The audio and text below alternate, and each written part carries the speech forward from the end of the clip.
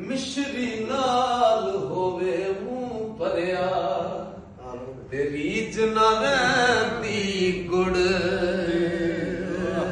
ਦੀ। ਇੱਕ ਹੀਰਾ ਹੋਏ ਤੇ 100 ਬੰਦਾ ਕੀ ਮਿਸ਼ਰੀ ਨਾਲ ਹੋਵੇ ਮੂੰਹ ਭਰਿਆ ਰੀਝ ਨਾ ਰਹਿੰਦੀ ਗੁੜ ਦੀ।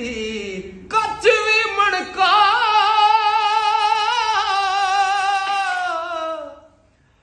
ਕੱਚ ਵੀ ਮਣਕਾ ਤੇ ਲਾਲ ਵੀ ਮਣਕਾ ਮਾਸ਼ਾਅੱਲਾ ਓ ਇੱਕੋ ਰੰਗ ਦੂਆਂ ਦਾ ਕੱਚ ਵੀ ਜਦ ਸਰਾਫਾਂ ਅੱਗੇ ਜਾਣ ਤੇ ਫਰਕ ਹਜ਼ਾਰ ਕੋਹਾਂ